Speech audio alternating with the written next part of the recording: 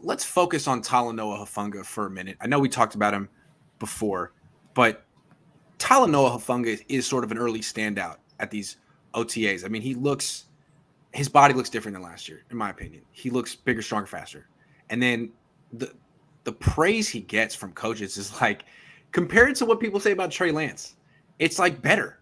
You know, I mean, he got more snaps last year than Trey Lance. He seems to just really have the full confidence of the coaching staff. And then when you step back and think about it, like Troy Polamalu has fully endorsed him. John Lynch is two of the greatest safeties of my childhood think that Talanoa Hufanga is the truth. That's amazing to me. What do you think of this fifth round pick? I think he should have gone in the second round. I mean, he was the defensive player of the year in the conference. Yeah. You know, why did he drop? Because he ran a 4.6? I think so. Excuse me. I think that the 40 time, they didn't think he had deep speed. They didn't think he could hold up. But then we saw it in the Green Bay game when Aaron Rodgers challenged him down the field. He was stride for stride. Now, I still think that's how you beat him. You should make him play coverage down the field. But he, as I said, I mean, he gets better and smarter and more comfortable. And, you know, you got D'Amico speaking in total glowing terms, calling him Huff. And yeah, it's pretty clear that they have great respect for this player.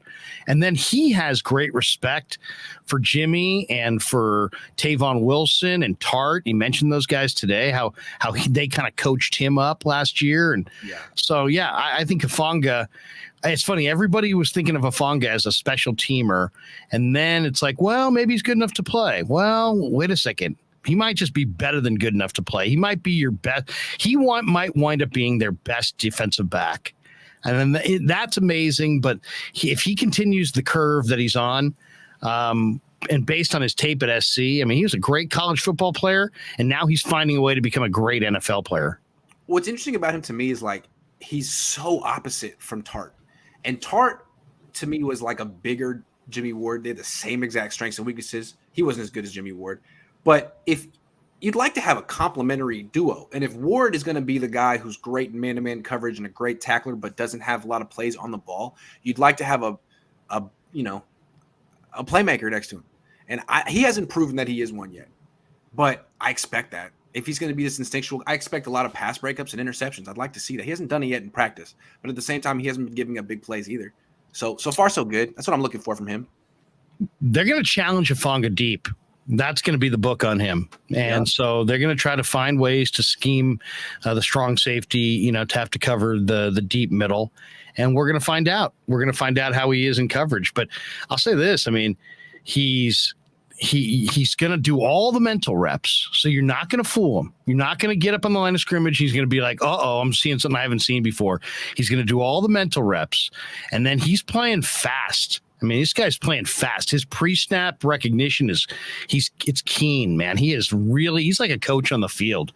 So I'm really impressed by Hufanga. I liked him last year and then loved him towards the end of the year, but he looks quite a bit better right now than he did even at the end of the year. Is he the safety version of Chris Borland? It's funny. He reminds me a little bit of Polamalu from the standpoint of his instincts. He's got great instincts, but he's not the blitzer that Polamalu was. He's just a really smart player. You see why I would bring up Borland, right? Because Borland was really productive despite being quote unquote slow. Yeah, I mean, Borland had even bigger physical deficiencies than Hufanga. That's true. But yeah, I mean, as far as despite physical deficiencies, they're at the ball making plays over and over and over again, and you're sitting there going at the end of the game, wow, look at the tackles, look at the production. Yeah, not bad for a mid-round pick. Yeah, exactly. Hufanga to me is the brightest spot of the day today because he might not just be suitable, he might actually make that secondary a real strength.